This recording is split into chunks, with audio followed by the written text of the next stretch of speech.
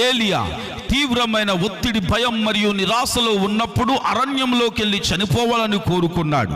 అప్పుడు దేవుడు అతనికి ఆహారం ఇచ్చి, తగిన నిద్రనిచ్చి, మెల్లని స్వరముతో మాట్లాడి అతని ఆత్మకు నెమ్మదిని మరియు ధైర్యాన్ని ఇచ్చాడు.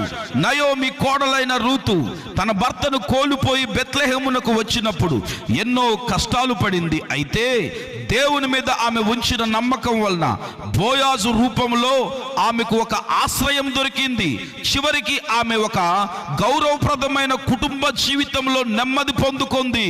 హన్నా సంతానం లేక ఇతరుల మాటల వలన ఎంతో మనోవేదన అనుభవించింది. ఆమె దేవుని మందిరంలో కన్నీళ్లతో ప్రార్థించినప్పుడు యాజకుడైన ఏలీ ద్వారా దేవుని వాగ్దానాన్ని అందుకుంది.